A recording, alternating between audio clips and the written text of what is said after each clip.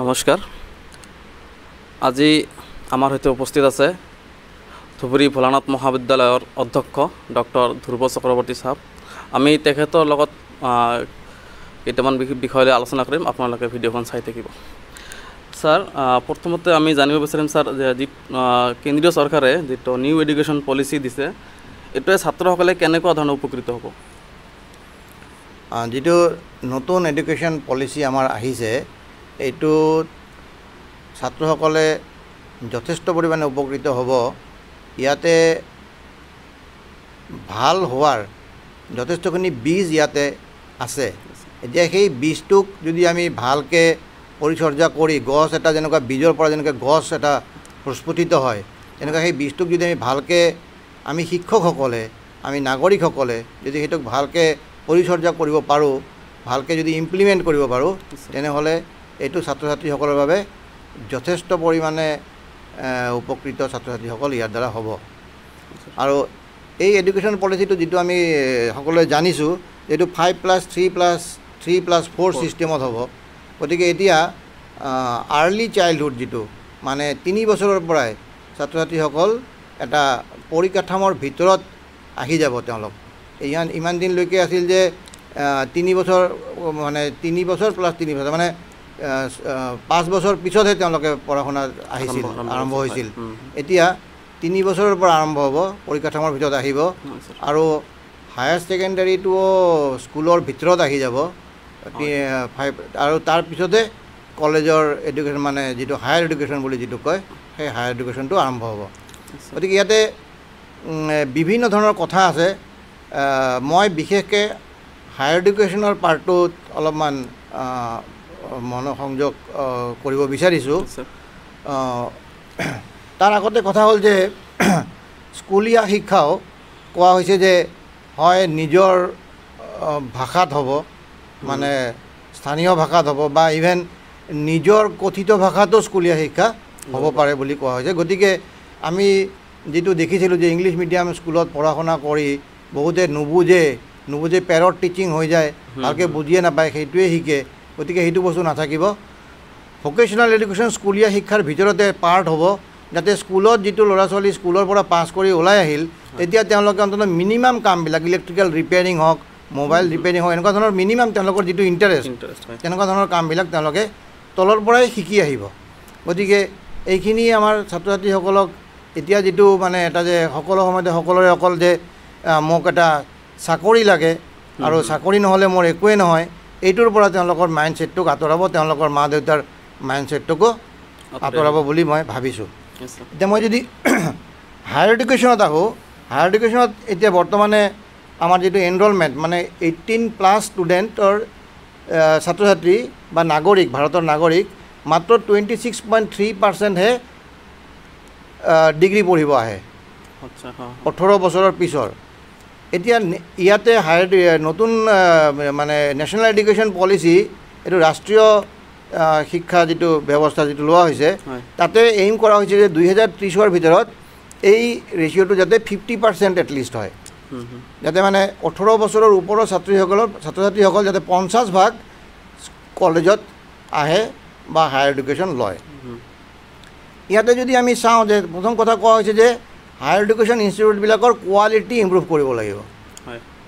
কাৰণ আমি ইয়াতে বৰ্তমানে হায়াৰ এডুকেশ্যন ইনষ্টিটিউটবিলাকত আমি যিমানখিনি কোৱালিটি এডুকেশ্যন ছাত্ৰ ছাত্ৰীসকলক দিব পাৰিব লাগিছিলে আমি ভাৰতবৰ্ষত সকলো ইনষ্টিটিউটত পৰা নাই। IIT NIT এইবিলাকৰ কথা বেলেগ, কিন্তু বাকী ইনষ্টিটিউটবিলাকত বা কেইটামান ছিলেক্টেড ইউনিভাৰ্চিটিৰ কথা বেলেগ, বাকী আমি কিন্তু higher education quality higher education আমি বহুত চেষ্টা কৰাৰ পিছতো আমি দিব পৰা নাই। এতিয়া এটা ষ্ট্ৰাকচাৰেল ৰিফৰ্মৰ কথা কোৱা হৈছে যে ইউনিভাৰ্চিটিবিলাক কেনেকুৱা হ'ব, যে ইউনিভাৰ্চিটিবিলাক কিছুমান ইউনিভাৰ্চিটি হ'ব টিচিং ইউনিভাৰ্চিটি, কিছুমান ইউনিভাৰ্চিটি হ'ব ৰিচাৰ্চ ইউনিভাৰ্চিটি, আৰু কলেজবোৰ বেছিভাগে লাহে লাহে অট'নমাছ কলেজলৈ ৰূপান্তৰিত হ'ব। কাৰণ তাৰমানে কলেজটো আৰু কোনো ইউনিভাৰ্চিটিৰ আণ্ডাৰত এফিলিয়েটিং কলেজ হৈ নাথাকে, কলেজটো এটা অট'নমাছ কলেজ হিচাপে থাকিব আৰু কলেজবিলাক অন্ততঃ 3000 ছাত্ৰ ছাত্ৰী থাকিব লাগিব।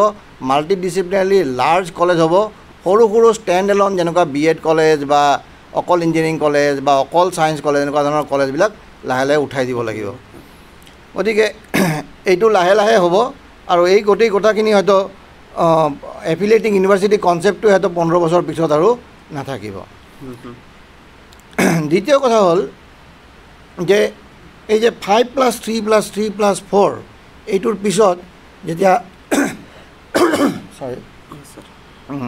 যেতিয়া হাইস্কুল শিক্ষা শেষ হৈ গ'ল তাৰমানে হায়াৰ ছেকেণ্ডেৰী বৰ্তমানৰ যিটো হায়াৰ ছেকেণ্ডেৰী সেইটো যেতিয়া শেষ হৈ গ'ল তাৰপিছত ছাত্ৰ ছাত্ৰী যেতিয়া ডিগ্ৰী ক্লাছত সোমাব আণ্ডাৰ গ্ৰেজুৱেট ক্লাছত তাতে তেওঁলোকৰ কোৰ্চটো হ'ব 4 ইয়াৰ কোৰ্চ এই 4 ইয়াৰ কোৰ্চটো কিন্তু তেওঁলোকে যে 4 বছৰে পঢ়িব লাগে বৰ্তমান যেনেকুৱা ডিগ্ৰী পঢ়িলে 3 বছৰে পঢ়িব লাগে ইয়াত কিন্তু 4 বছৰে পঢ়িব লাগিব বুলি কথা নাথাকিব মাল্টিপল এক্সিট ছিষ্টেম থাকিব কোনোবাই যদি 1 বছৰ পঢ়ি ওলাই যাব খোজে পৰীক্ষা দি পেলাই তেওঁ চাৰ্টিফিকেট পাব কোনোবাই যদি 2 বছৰ পঢ়ি ওলাই যাব খোজে তেওঁ তেতিয়াহ'লে ডিপ্ল'মা পাব কোনোবাই যদি 3 বছৰ পঢ়ি ওলাই যায় তেওঁ তেনেহ'লে ডিগ্ৰী পাব আৰু কোনোবাই যদি ভাবে যে মই আৰু অলপ হায়াৰ ষ্টাডি কৰিম তেওঁ 4 বছৰলৈকে পঢ়িব পাৰে আৰু 4 বছৰলৈকে যদি পঢ়ে তেনে তেওঁ ৰিচাৰ্চ ডিগ্ৰী বুলি কোৱা হ'ব সেইটোক ৰিচাৰ্চ ডিগ্ৰী পাব এতিয়া এই ল'ৰা ছোৱালীখিনিৰ ভিতৰত যিসকলে মাষ্টাৰ ডিগ্ৰী পঢ়িব যাব 3 বছৰীয়াজনো যাব পাৰিব 4 বছৰীয়াজনো যাব পাৰিব কিন্তু 3 বছৰীয়াজন যদি মাষ্টাৰ ডিগ্ৰী পঢ়িব যায় তেনেহ'লে তেওঁক 2 বছৰ মাষ্টাৰ ডিগ্ৰী পঢ়িব লাগিব তাৰে 1 বছৰ ৰিচাৰ্চ হ'ব আৰু 1 বছৰ ডিগ্ৰী বেলেগ পঢ়িব লাগিব আৰু যিটো অলৰেডি 4 বছৰ ডিগ্ৰী পঢ়ি আহিছে ৰিচাৰ্চ ডিগ্ৰী তেওঁলোকে 1 বছৰতে মাষ্টাৰ ডিগ্ৰী কমপ্লিট কৰিব পাৰিব গতিকে এইটো এটা ডাঙৰ চেঞ্জ বুলি আমি ভাবিছোঁ কাৰণ গতিকে সকলোৱে মাষ্টাৰ ডিগ্ৰী পঢ়িব নাযাব যাৰ খুব ইচ্ছা আছে যিয়ে ৰিচাৰ্চ কৰিবৰ মন আছে তেওঁলোকেহে মাষ্টাৰ ডিগ্ৰী পঢ়িব যাব এইটো ছিষ্টেমত আৰু মাষ্টাৰ ডিগ্ৰী পঢ়িবৰ কাৰণে বা ডিগ্ৰী পঢ়িবৰ কাৰণেও নেশ্যনেল টেষ্টিং এজেঞ্চি এটা থাকিব through national testing agency entrance পৰীক্ষা হ'ব সেই এণ্ট্ৰেঞ্চ পৰীক্ষাত পাছ কৰিব লাগিব অল ইণ্ডিয়া বেচিছ হ'ব সেই তাতে পাছ কৰাৰ পিছতে কোৱালিফাই কৰিব পাৰিব for the undergraduate degree or for master degree 3 number কথা হ'ল যে পঢ়া শুনাটো বহুত বেছি হলিষ্টিক হ'ব তাৰমানে আজিকালি যেনেকুৱা science arts commerce engineering medical এনেকুৱা ভাগ থাকে ইয়াতে মেডিকেল আৰু ল এই দুটা বাদ দিলে বাকীবিলাকত ইমান বেছি ভাগ নাথাকিব ছায়েন্সৰ ষ্টুডেণ্ট এজন ফিজিক্সৰ লগত মিউজিক ল'ব পাৰিব আৰ্টছৰ ষ্টুডেণ্ট এজন ধৰক যে ভেলু এডুকেশ্যনৰ লগত কেমেষ্ট্ৰি ল'ব পাৰিব এনেকুৱা ধৰণৰ থাকিব যাৰ য'ত ইণ্টাৰেষ্ট তেনেকৈ পঢ়িব কোনো ধৰণৰ ভাগ নাথাকিব যে মই এইটো পঢ়িবই লাগিব বা এইটো পঢ়িবই লাগিব এনেকুৱা ধৰণৰ কোনো ধৰণৰ ভাগ নাথাকিব এডুকেশ্যনটো বহুত বেছি হলিষ্টিক হ'ব নেক্সট কথা হ'ল যে যিটো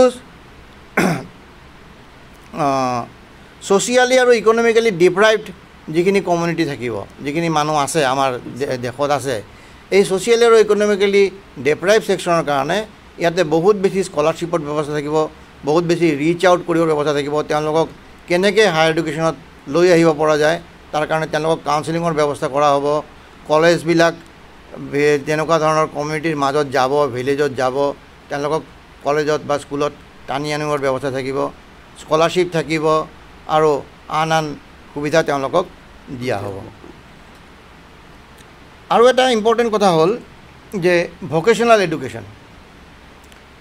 এডুকেশ্যন ইতিমধ্যে বিভক আমাৰ কলেজবিলাকত বহুতো কলেজত আছে বা বিভক ডিগ্ৰীটো চলি আছে আমাৰ কলেজতো যেনেকুৱা বিভক ইন ইনফৰমেশ্যন টেকন'লজিয়ে আমাৰ কলেজত আছে এই বিভকৰ ভকেশ্যনেল এডুকেশ্যনৰ পৰিমাণটো কলেজসমূহত বঢ়াবৰ চেষ্টা কৰা হ'ব যাতে বেছি বেছি ষ্টুডেণ্ট ভকেশ্যনেল এডুকেশ্যন ল'ব পাৰে আপোনালোকে জানি আচৰিত হ'ব যে 18+ যিখিনি ছাত্ৰ ছাত্ৰী বেলেগ বেলেগ দেশত তাত ভকেশ্যনেল এডুকেশ্যনৰ যিটো পৰিসংখ্যা সেই পৰিসংখ্যাটো এনেকুৱা ধৰণৰ যদি USA-ত 18+ ছাত্ৰ ছাত্ৰীসকলৰ 52% ভকেশ্যনেল এডুকেশ্যন পঢ়িব যায় জাৰ্মানীত 75% ভকেশ্যনেল এডুকেশ্যন লয় আৰু সাউথ কোৰিয়াত 96% ভকেশ্যনেল এডুকেশ্যন লয় আৰু সেই তুলনাত ইণ্ডিয়াত মাত্ৰ 5% ভকেশ্যনেল এডুকেশ্যন লয় যাৰ কাৰণে আমাৰ এমপ্লয়মেণ্ট প্ৰব্লেমটো হৈ আছে ভকেশ্যনেল এডুকেশ্যন নাই আমি একো স্কিল শিকা নাই আমি নাজানো গতিকে আমাক কোনে চাকৰি দিব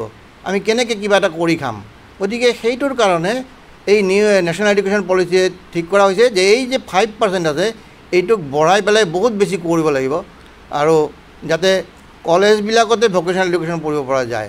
আৰু এটা কথা কি যে এতিয়ালৈকে ইণ্ডিয়াত কি হৈ আছে যে ভকেশ্যনেল এডুকেশ্যনটো কোনে কৰে যে যিবিলাকৰ বাকী ক'তো চান্স নাপায় তেওঁলোকেহে ভকেশ্যনেল এডুকেশ্যন কৰিব যায়। গতিকে এই মাইণ্ডছেটটো পৰিৱৰ্তন কৰিব লাগিব, এই মাইণ্ডছেটটো পৰিৱৰ্তন কৰিব লাগিব। ভকেশ্যনেল এডুকেশ্যন চান্স নোপোৱাৰ কাৰণে নহয়, মই ইণ্টাৰেষ্টত যাম, মোৰ ভালৰ কাৰণে যাম, মই কম বয়সত চাকৰি কৰি পেলাই বহুত বেছি ইনকাম কৰিবৰ কাৰণে যাম, এনেকুৱা ধৰণৰ, বা মই এমপ্লয়াৰ হ'বলৈ যাম, বেলেগক চাকৰি দিবৰ কাৰণে যাম। গতিকে এনেকুৱা ধৰণৰ এটা মাইণ্ডছেট লৈ পেলাই ভকেশ্যনেল এডুকেশ্যন হ'ব।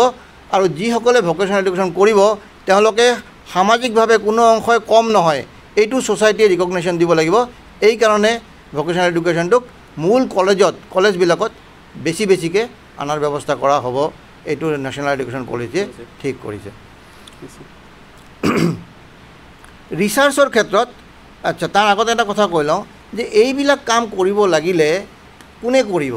এইবিলাক কাম কৰিব কোনে? আমি কৰিব লাগিব। মানে মই যিটো কমিউনিটিক ৰিপ্ৰেজেণ্ট কৰোঁ, মানে শিক্ষক, আমি শিক্ষকসকলৰ বাহিৰে এই কামটো কোনেও কৰিব নোৱাৰে। ছাত্ৰক আমি যি শিকাম ছাত্ৰই তাকে শিকিব, কিন্তু শিক্ষকৰ মাজত এটা মিছন মোডত শিক্ষকসকল আহিব লাগিব। শিক্ষকসকল চাকৰি কৰোঁ বুলি চাকৰি কৰিব নালাগিব, তেওঁলোকে দেশৰ সেৱা কৰা বুলি আগবাঢ়ি আহিব লাগিব যে আমি এতিয়া কেইবছৰমান দেশৰ সেৱা কৰিম আৰু দেশৰ ছাত্ৰক পঢ়াই আমি দেশৰ সেৱা কৰিম। আৰু এই ছাত্ৰ ছাত্ৰীসকল আমি যদি এটা ষ্ট্ৰং এডুকেশ্যনেল ফ'ৰ্চ হিচাপে যদি আমি আগবাঢ়িব পাৰোঁ, তেনেহ'লে আমাৰ দেশখন পৃথিৱীৰ ভিতৰত 1 নম্বৰ দেশলৈ ৰূপান্তৰিত হওঁতে বহুত বেছি সময় নালাগিব। গতিকে এই শিক্ষকসকলক যিটো মটিভেশ্যনেল যিটো গাইডেঞ্চ, মটিভেশ্যন আনিবৰ কাৰণে তাৰ কাৰণেও বহুত ধৰণৰ ব্যৱস্থা ৰখা হৈছে। তাৰ ভিতৰত এটা হ'ল নেশ্যনেল মিছন অফ মেণ্টৰিং। শিক্ষকসকলক মেণ্টৰিং কৰা হ'ব মাজে মাজে, যে তেওঁলোকে যাতে তেওঁলোকৰ দায়িত্বটো পাহৰি নাযায়, তেওঁলোকে যাতে তেওঁলোকৰ যিটো মিছন মোডত যে কাম কৰিব লাগিব সেইটো তেওঁলোকৰ ভিতৰত থাকে। আৰু এটা বস্তু তেওঁলোকে ৰাখিছে যে এতিয়া নেশ্যনেল এডুকেশ্যন পলিচি ইমপ্লিমেণ্ট হোৱাৰ পিছত নতুন এপইণ্টমেণ্ট হ'লে সেই শিক্ষকসকল 3 মাহ বা 6 মাহৰ এটা ট্ৰেইনিং প্ৰথমতে ল'ব লাগিব, যিটো ইণ্ডাকশ্যন ট্ৰেইনিং বুলি কোৱা হয়। সেই ইণ্ডাকশ্যন ট্ৰেইনিংটো লোৱাৰ পিছতহে তেওঁলোকে চাকৰিত আহি চাকৰি কৰিব। গতিকে এইখিনি কৰিলে আমি ভাবোঁ যে নিশ্চয়কৈ শিক্ষকসকলৰ মাজত এটা এনাৰ্জি আহিব, তেওঁলোকে এনাৰ্জাইজড হ'ব, তেওঁলোকে মটিভেটেড হ'ব আৰু দেশৰ কাৰণে মংগল হ'ব। নেক্সট কথাটো হ'ল যে ৰিচাৰ্চ প্ৰমোট কৰিবৰ কাৰণে এটা কোৱালিটি ৰিচাৰ্চ যাতে কৰিব পৰা যায়। আমাৰ ভাৰতীয় যিবিলাক পুৰণি যিবিলাক কথা বতৰা আছিল, যিবিলাক বস্তু আছিলে, যিবিলাক লাহে লাহে আমাৰ মাজৰ পৰা হেৰাই গৈছে বা সমাদৰ নাইকিয়া হৈছে, সেইবিলাকৰ পৰা আদি কৰি মডাৰ্ণ যিবিলাক বস্তু আছে, যিবিলাকত আমাৰ ৰিচাৰ্চ প্ৰয়োজন, সেই ৰিচাৰ্চবিলাক আমি কোৱালিটি ৰিচাৰ্চ আমাক কৰিব লাগিব। তাৰ কাৰণে চৰকাৰে ফাণ্ডিং দিব আৰু সেই ফাণ্ডিংটো নেশ্যনেল ৰিচাৰ্চ ফাউণ্ডেশ্যন বুলি এটা ফাউণ্ডেশ্যন থাকিব। নেশ্যনেল ৰিচাৰ্চ ফাউণ্ডেশ্যনৰ জৰিয়তে সেই ফাণ্ডিংখিনি হ'ব। আৰু এটা বস্তু যিটো ৰেগুলেটৰী ছিষ্টেম, যিটো যে এতিয়ালৈকে কি আছে যে আমাৰ UGC আছে নৰ্মাল আমাৰ কলেজবিলাকৰ কাৰণে, ক'ৰবাত AICT আছে, ক'ৰবাত মেডিকেল কাউন্সিল আছে, এনেকুৱা ধৰণৰ বেলেগ বেলেগ, ক'ৰবাত বাৰ কাউন্সিল আছে, এনেকুৱা ধৰণৰ বেলেগ বেলেগ ভাগ আছে। এতিয়া এই মেডিকেল কাউন্সিল আৰু বাৰ কাউন্সিলটো বাদ দি বাকীবিলাক সকলোৰে কাৰণে এটা national higher education regulatory authority বুলি এটা অথৰিটি আহিব। আৰু এই নেশ্যনেল হায়াৰ এডুকেশ্যন ৰেগুলেটৰী অথৰিটিয়ে গোটেইখিনি চাব, মেডিকেল কাউন্সিল, বাৰ কাউন্সিলৰ পৰা আৰম্ভ কৰি সকলো ইয়াৰ ভিতৰত থাকিব। আৰু national regulatory authority national higher education regulatory অথৰিটিয়ে আমাৰ গোটেইখিনি যিটো আমাৰ পঢ়া শুনা যিটো আমাৰ ৰেগুলেশ্যন আছে, সেই ৰেগুলেশ্যনবিলাক তেওঁলোকে কৰিব। গতিকে ছিংগল উইণ্ড' হ'ব, এটা ৰেগুলেটৰী অথৰিটি থাকিব।